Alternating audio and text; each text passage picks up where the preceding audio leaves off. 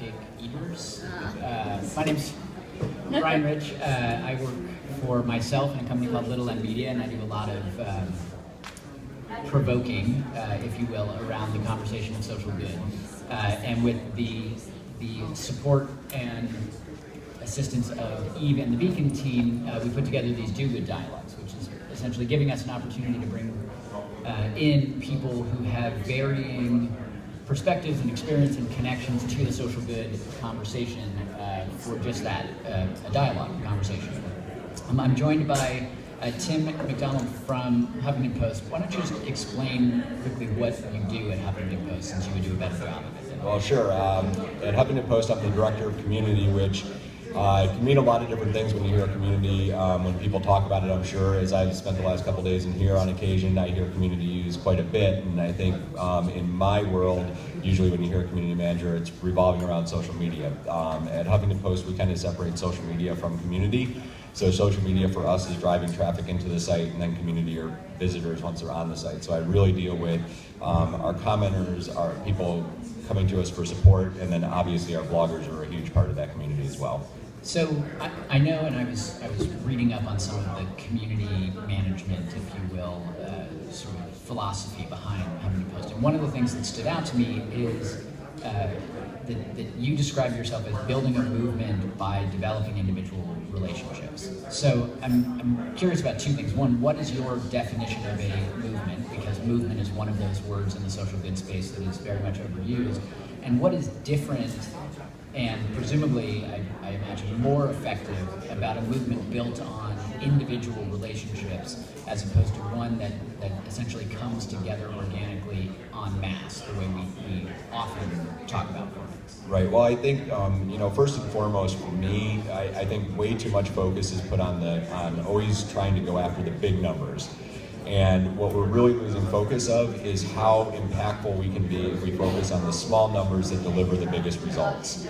And so for me, it's really all about just forming the right relationships with the right people. And when you do that, you develop something, not just a peak in time, but you get a long-lasting relationship with that person, so you're getting an increased benefit and exponentially as time goes on as you build that relationship. The most impactful part of this is these people are people that you don't need to pay. So it becomes very easy to start scaling your efforts when you have the right people kind of in your community. And they're doing it from an emotional standpoint as opposed to a transactional standpoint. And so they want to do things for you. You don't have to really ask them to do anything.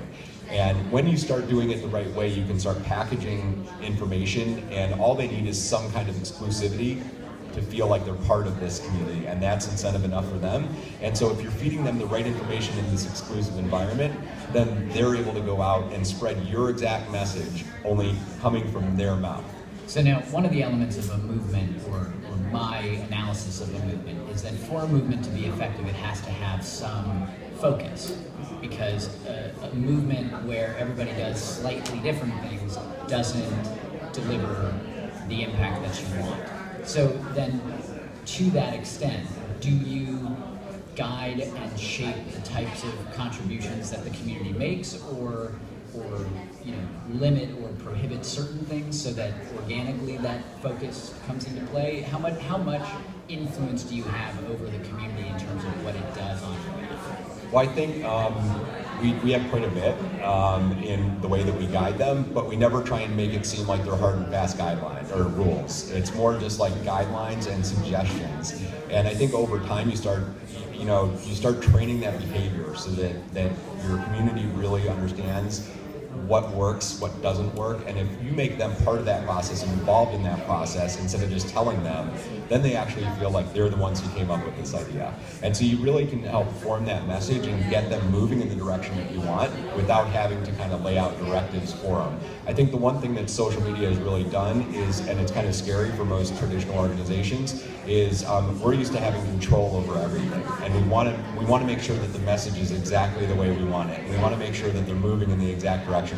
The great thing about social media is there's so many more people that can help deliver our message, but we need to almost let go of some of that control and let them share that message. But if we do it with the right people in our community, our advocates, they're the ones that can find these outliers on the community that are kind of going astray and pull them back. So as the organization, you're not actually having to do anything to that person. You actually have your advocates out in the community that are wrangling these people back in line with where your direction is. So then at the same time, it seems to me that social media, the way that it's at least commonly thought of, runs counter to the idea of developing individual relationships. So does technology and the individual platform, the individual social methods that you use, help or hurt in that concept of developing those personal relationships? Well, I always say that social media is the handshake. It allows me the opportunity to connect with people that I probably wouldn't have had the opportunity in the past to find or to connect with as easily. But once I do that, I'm a firm believer that 90% of what we actually see happen on social media happens offline, behind the lines of what you see on social media. So these are relationships that you're building that nobody's actually seeing that make what you do on social media look easy. So now, beyond HuffPo, or I guess through your role at HuffPo, you are also part of a social council for Share Our Strength and the No Kid Hungry project. And I guess, what in your mind or in your participation is No Kid Hungry able to achieve, or more importantly, learn about people who are going to become involved in what they're trying to do to address hunger? Through the social council or the participation of the social council, and how does that social engagement or that community management help to deliver the meaningful, measurable impact and not just more awareness? Right. Well, the great thing I think about what they've done with the social council is they've grown it over the last year to 18 months. I've been involved for almost 9 months now. And if you look at it, it's a combination of people from different backgrounds. They're coming from different interest levels, so we all have our own unique communities that we reach, and we don't just overlap each other. I mean, there's obviously a little bit of overlap, but not greatly.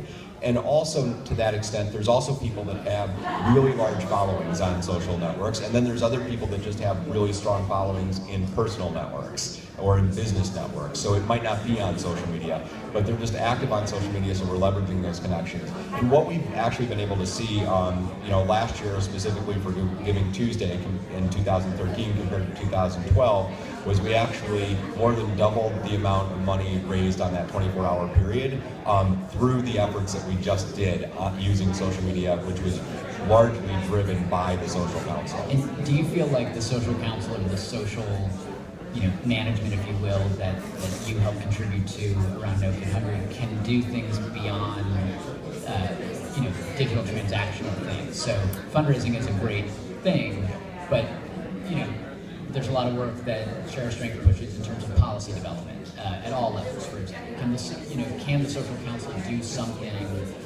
to support that kind of direct impact that the ways that other organizations think about social and community management may not? Yeah, well, I mean, one of the members that I've gotten to know on the social council is actually an attorney that actually focuses on this. And so, her work is actually something that directly helps the organization, but it also helps educate the rest of us, she does, on what this actually means and how we can actually help. And a lot of times, and I know this just from my local, politics, is just on the grassroots levels, a lot of times just talking to your local government officials is really what helps implement some of this change.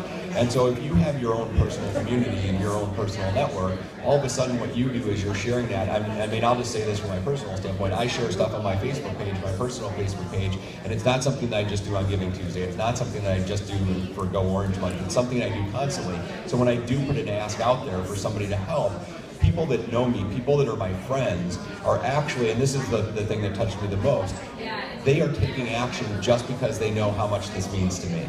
And so it's not just me being a broadcast mechanism, it's me actually opening myself up and letting people understand why I'm involved in this, what I'm learning about it, how I'm going through this process. And when I really open myself up and I'm authentic about it, that's when actually other people in my personal connections start getting attached to what I'm doing, and then they start getting involved in taking action.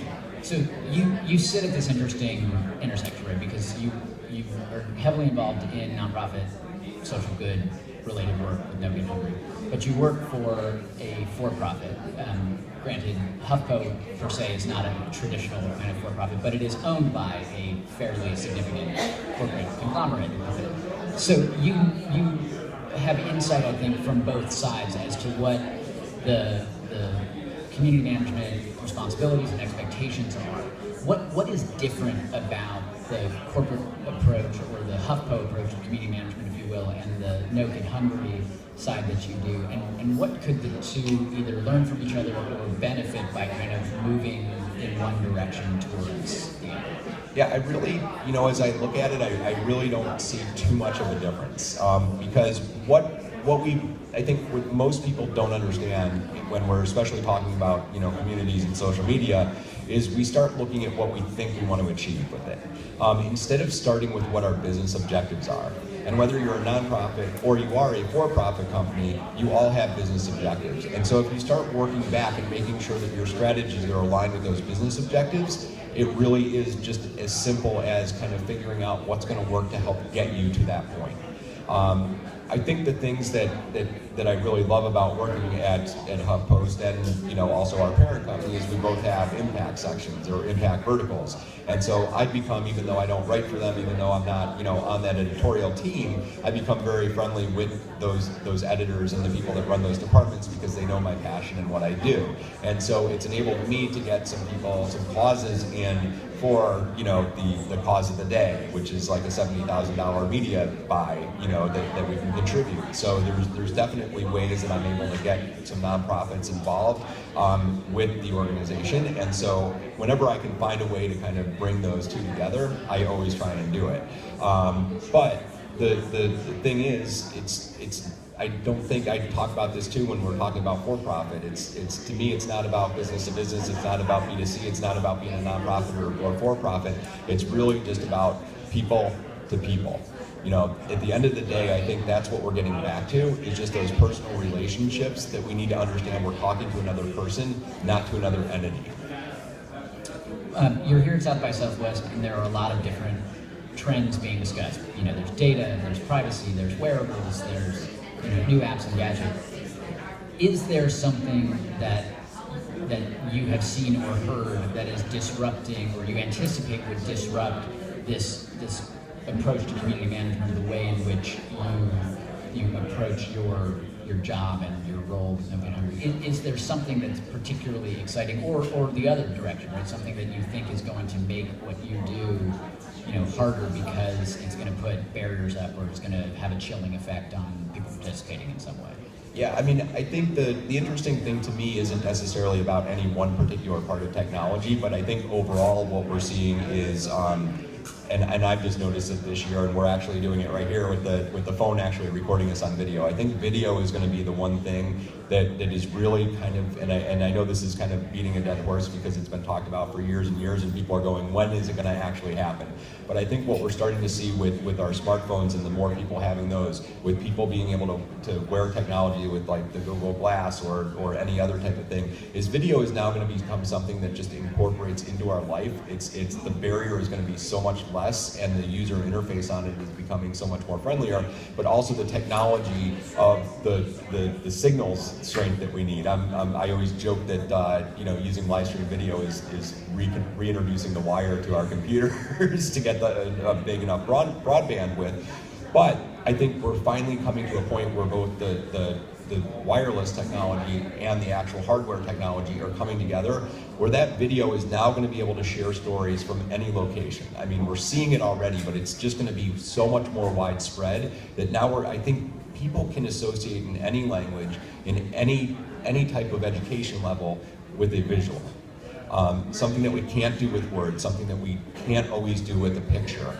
And video is going to bring us there. And I'm just imagining, and I really have just seen examples of this where we can just do, show stories from the streets, show stories from an actual family where you're at, and that is so much more than putting together a prepackaged, commercial piece to actually broadcast your message out, because now you're actually sharing a real live example without any filters.